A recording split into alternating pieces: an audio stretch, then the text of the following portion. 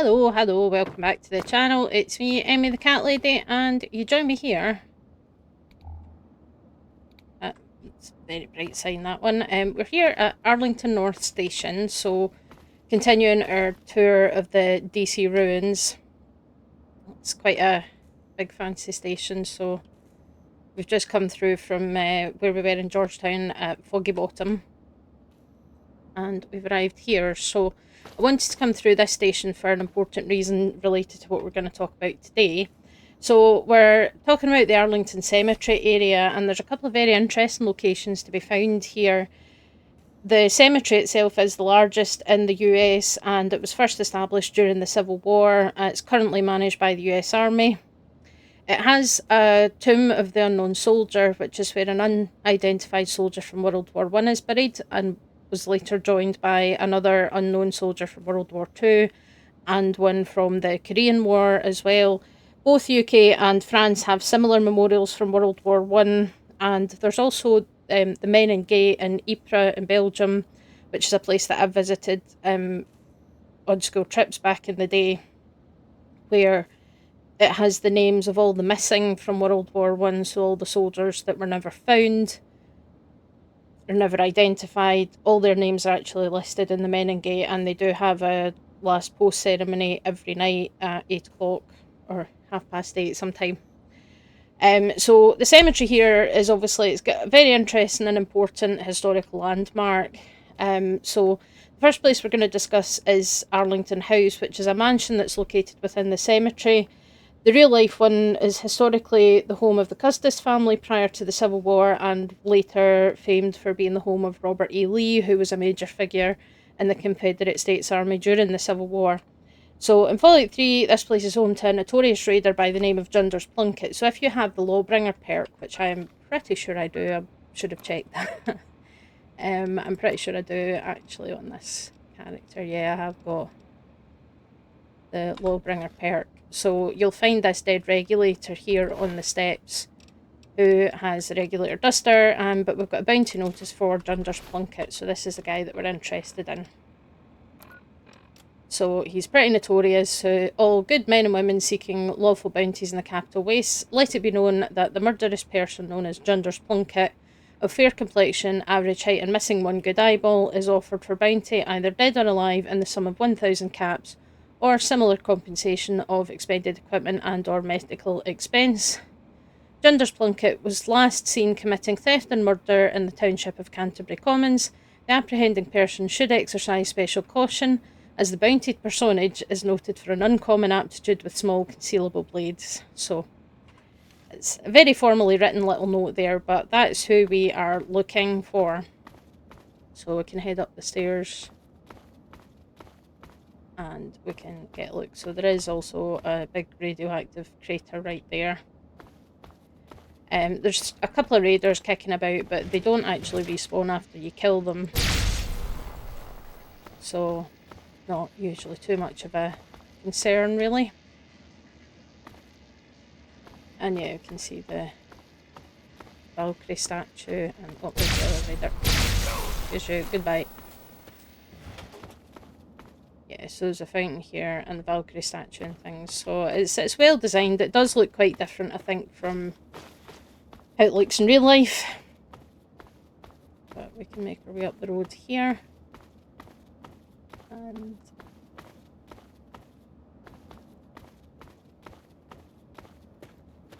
yeah, so now we start to... Don't need the Tesla cannon, Emma. Yeah, so we can see some of the gravestones. I don't think there's any of them that are really marked, that you can actually read anything. Obviously a lot of them are crumbling and things now. There is a little church there. Yeah, I mean, in this kind of timeline, there's people buried here that have been buried here for quite a long time.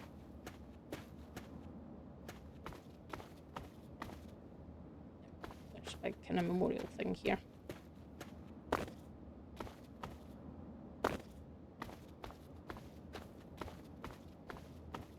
So yeah, it's quite a good view from here actually. And it is quite a peaceful place. Like, you've got the raiders down there near the station, and other than that, there's really not much going on. But this is the house.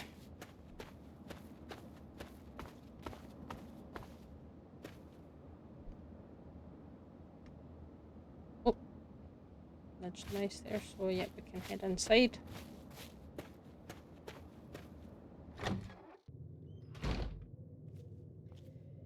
So, I say the house isn't designed really to look like the real Arlington house that's in the real world. It's just kind of set out like a fairly normal kind of house. We've got roller skates. Usual kind of house. Random bits and pieces, beds. But what's interesting is in the basement. Oh, there he is. So, this is Ginger's Plunkett with his eye patch and fairly limited clothing. Yeah. He's wearing armour, but he's not really wearing any clothes underneath the armour, which, you know what, fair enough. But yeah, so this is Ginger's Plunkett, and he lives here, so if you kill him, he'll always be hostile. He is a raider. You know. But he has a few interesting things on him. So, first of all, he also, this is a weird quirk, so he's got the Plunkett's Valid Points, which is a unique version of the brass knuckles. And he also drops a normal finger. So you can only encounter this guy if you have the Lawbringer perk, which is where evil characters you kill drop a finger. But he also drops a special Ginger's Plunkett's finger, because there's a huge bounty on him of 1,000 caps, as we saw in the note. So if you take his finger to the Regulator's HQ, then you'll get paid 1,000 caps plus the money for the normal finger. I think that's a wee bit of a quirk in the programming. So it's worth quite a lot of money if you come here, but there's also some very interesting things to be found in this basement. So we've got a radio here, we've got a safe, and we've got the look bobblehead is here, so if nothing else, that's definitely a reason to come here. Creepy mannequin.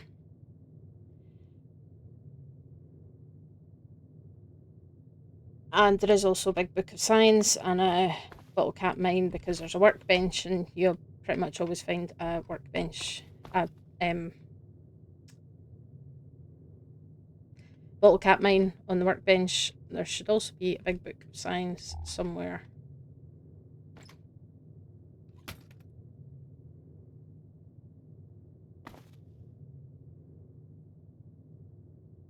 But we also have this, yeah.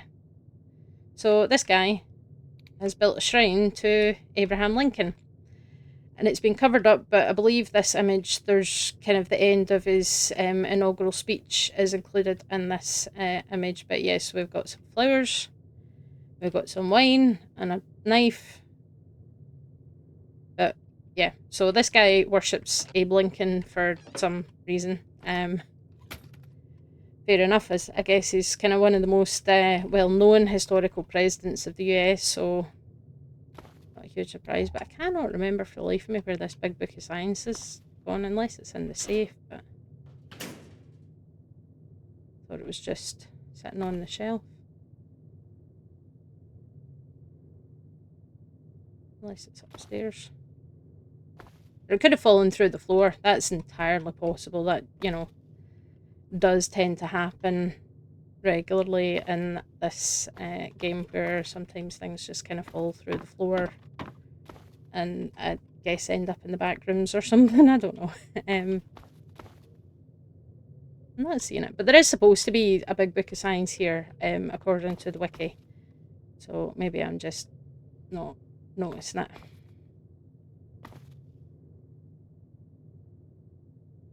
Oh, there it is. It's in the kitchen. There we go. So, big book of science. And I say there's also, you know, some other bits and pieces, first aid boxes, pressure cookers, all that kind of stuff, if that's something that you have a need for. So, yeah, that's Arlington House. And I say it's, if you come here without the Lawbringer perk, it's not that interesting. But if you do have the perk, then you get to meet this guy, Ginger's Plunkett, and you get to take all his stuff off and make a good chunk of money from his bounty, and find yourself the luck bobblehead, which is always going to be a good thing to get your hands on. So that's one other location, and there's also an important one in this area, which I'll see if it comes up. Yeah, here we go. I'm not in range for it.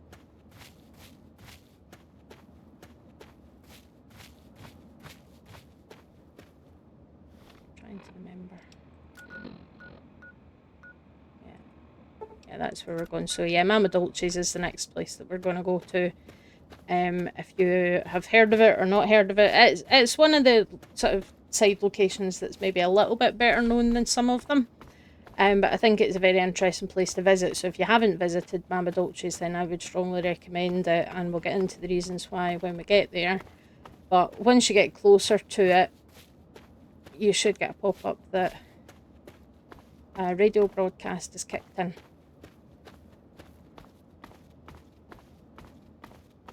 So this takes us to the other metro station, which is Arlington South.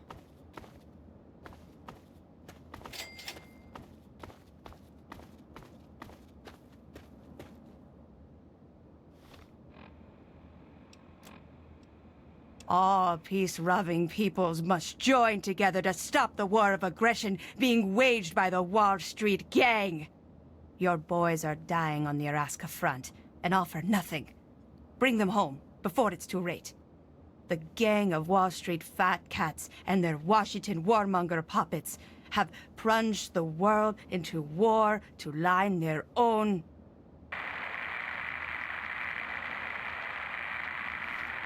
Yeah, so that broadcast just kind of plays, and it's the, what's it called again? People's Republic of America radio, so talking about how people should stand against their government and bring the boys back from Alaska and basically just give up, which is nice.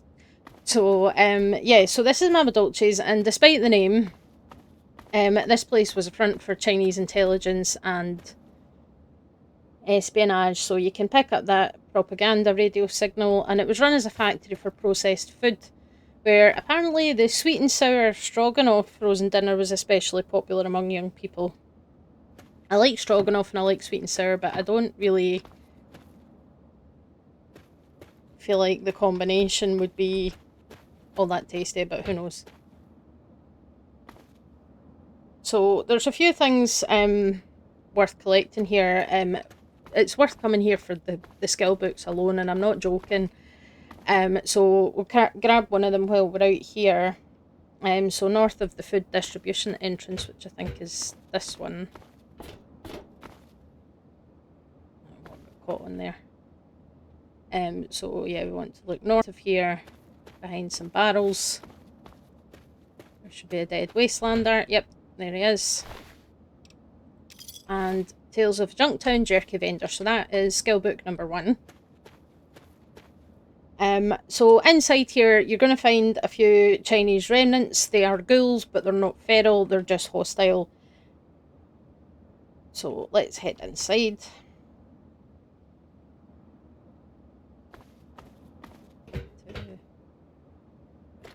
Distribution.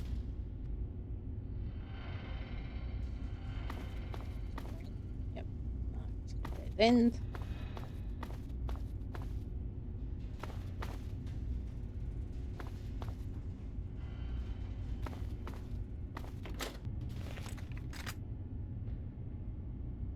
There we go. So yeah, here's the Chinese remnants.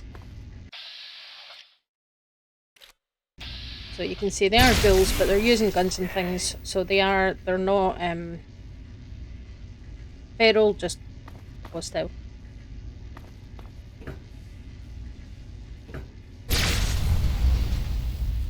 There is also a gas leak. But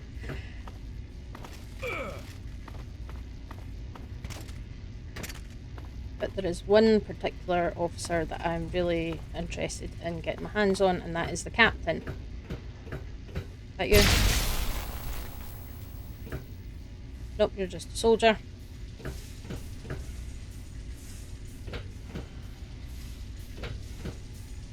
loading yard. That's where we want to go first. So we've got a couple of snipers here in the loading yard, as well as a bunch of guys down there.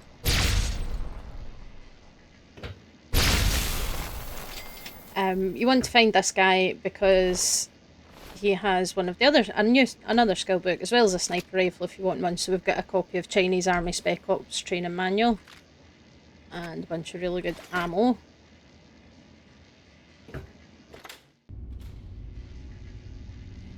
Work our way around. So it's a big place. It's bigger than it kind of looks from the outside, but there is a lot to find in this location. Oh, here's another. There's the captain. So he's got the Mama Dolce's encryption key, which we'll get back to later. Oh, we've got level up. Oh, there's also a quantum in here, and you've got some pre-war books, among other things, and then a terminal. Is that a trap terminal or a real terminal? I think it's a real terminal. Yeah. Come back to that in a minute.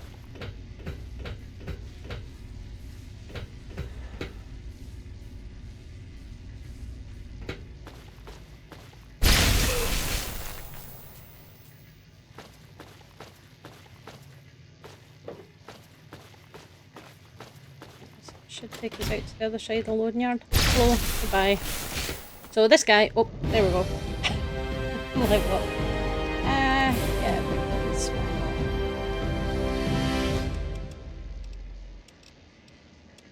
jumping into sneak, because why not? And more big guns. Sounds good.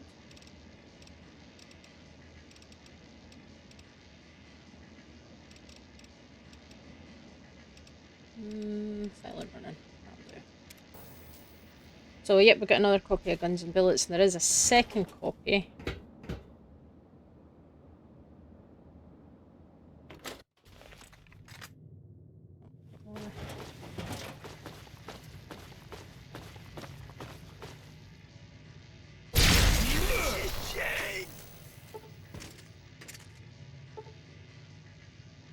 There's Dean's Electronics, so yep, we've got another. It says up to 4 skill books now, so Dean's Electronics on the stairs here.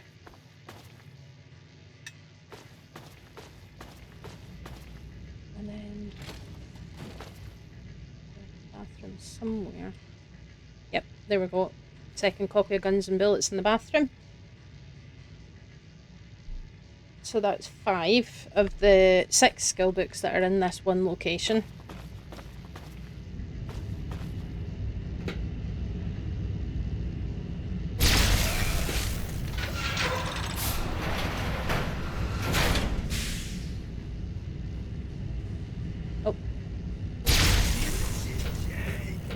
So you can find out what they're saying because they do obviously speak Chinese, but the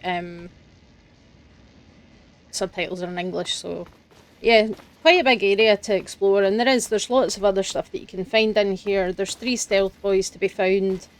There's a Nuka-Cola Quantum upstairs. There's 11 boxes of sugar bombs, 2 pre-war books, and there's also a fixed spawn of a rolling pin. As well as you can pick up several Chinese assault rifles, which is also quite handy if you are using like the Zhanlong assault rifle, or if you... But yeah, there's an awful lot of interesting bits and pieces of loot in this location.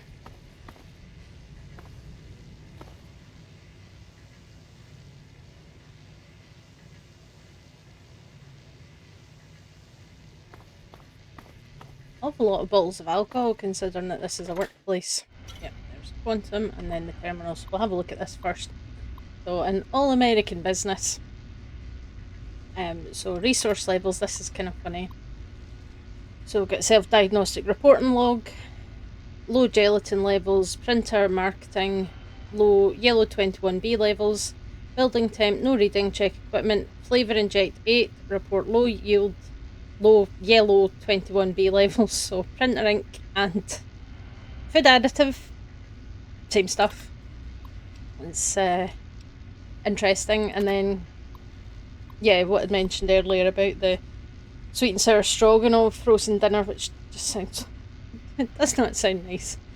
to me personally, but yeah. And then the projections show diminished returns, increased cost of domestic shipping, increased quotient of byproduct use from regional affiliates and lumber milling industries, so adding sawdust, and seek alternate revenue streams where possible. Then we've got the HR memo, so we've got some new hires. Robert Whiteman for continuing the speedy staffing of this facility. So we've got Thomas Jenkins, Michael Smith, Jonathan Apple, and Joe Jones. So some of the most stereotypical names possible. And then an urgent diagnostic alert, which is that the radiation levels exceed federal limit. Wonder why. And then finally, if you've picked up the encrypted key from the captain, then we can go into this and welcome Agent Huang. The Republic, people of China, salute your braveries. Find established cover operation of Mama's Dolce Food Creation Factory. Priority to rendezvous with select team in covert operations of local area. Job and wage are secured for each within cover operation. Required to inform when first stage of operation is completed. So that kind of proves that this was all basically a front.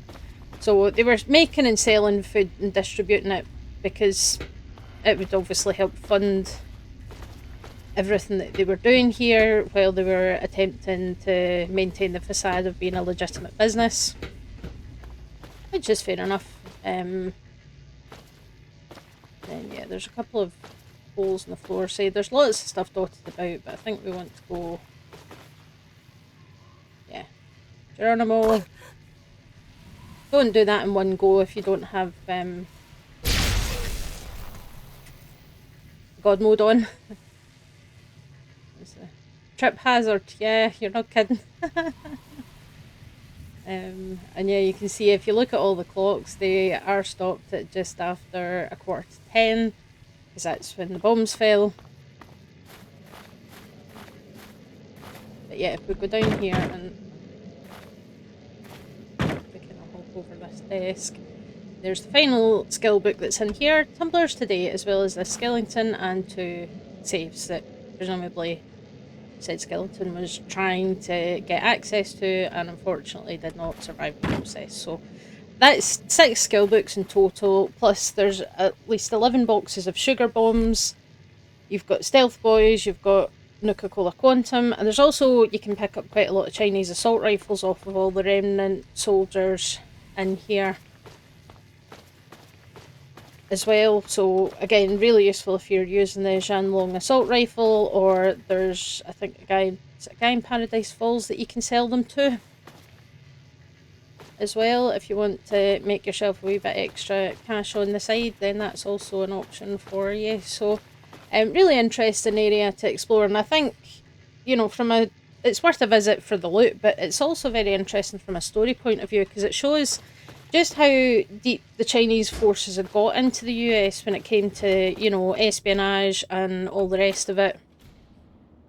That, you know, they were really pretty well established and had been probably for some time even before they invaded Anchorage, you know, because certainly if you're going to be smart about invading another country, then you do want to do some information gathering. First of all, you do want to do some, you know, espionage, see what they've got, and that's something that happens in warfare as well. It's not all just about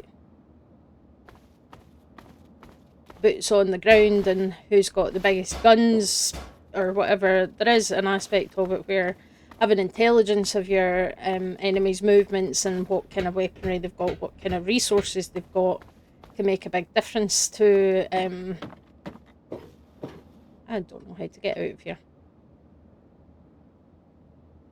I can just fast travel, I think. Everybody's dead. But, you know, that's part of warfare as well, and, you know, trying to kind of preempt what your opponents are going to do. So it's something that's been used in conflict for an awful long time, and if you're going to be smart about it and want to succeed, then you're better doing a fair bit of spying first before you do start doing any of the more overt tactics, declaring war, sending in your troops and all the rest of it. So it does seem likely that, some of these people have potentially been here, for maybe 20 plus years before China invaded Anchorage. That would seem likely that they've had plenty of time to get themselves established, and it's always that kind of thing because the stealth boy came about as a way of trying to reverse engineer the Chinese stealth armor, and they made a big deal about how they were building this super weapon, which was Liberty Prime, but because of his power problems, Liberty Prime wasn't ever ready. But they come up with the power armor, and that seemed to turn the tide for them in Anchorage and all the rest of it. Although now it does look likely that perhaps the death claws were actually a bigger factor in that than we first thought. Which is interesting because obviously the Chinese people clearly had the Chinese army obviously had no idea that the US even had that, considering that most of the US didn't know that that was something that they had. Which isn't a surprise. I mean, just because we didn't have records of death claws being deployed during the war in Anchorage, that doesn't mean they weren't. It just means that there was no record of it. And it's, really, really interesting place to explore. I say there's a ton of stuff to find in and about this place, lots and lots. Oh, yeah, there's a Nuka-Cola in the garbage can. I didn't realise that those gates didn't open. That would have been useful to know, but never mind. We've got some radioactive barrels. Yep, as always. But yeah, very interesting location, and I think, it's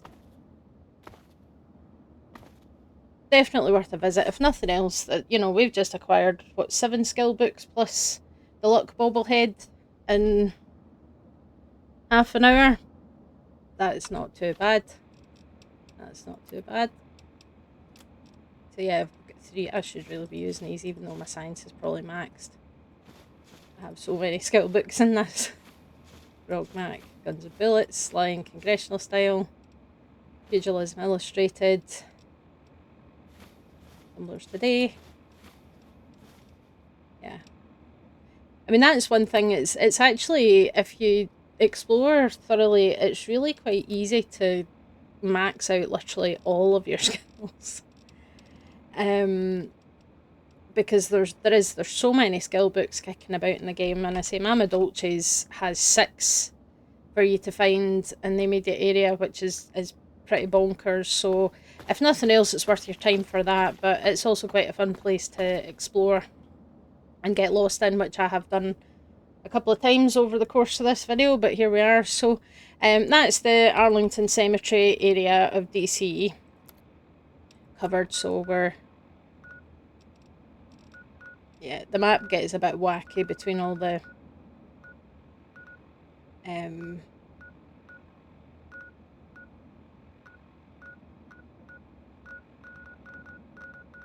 of metro and things, and the fact that it seems to think that I'm over here when I'm here. Yeah, I think it's something to do with the way this place isn't oriented, because this is technically kind of an interior, but also not an interior. But it's been turned around at some point, so it doesn't quite make sense on the map, but that's fine. Just fast travel to Megaton, and then it should all fall into place again. Ah, there we go. I do like Megaton. It's a cool little place, but yeah. So that was Arlington Cemetery area. Some very interesting things to find there. So next week we will pick up with another location in the DC ruins where there's some interesting stuff to find if I don't completely get lost in the metro system, as I often do. The metro system is very confusing. I understand it better than I used to, but it's still very confusing.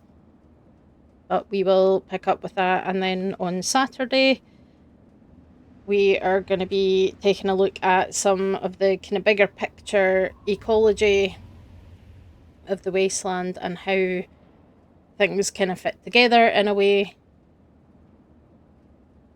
now that we've talked about the plants and the animals and the people, we're gonna kind of get into how they all fit together and what the wasteland ecosystem is like and how it works. So hopefully you will join me for that, and I'll catch you guys next time. Bye.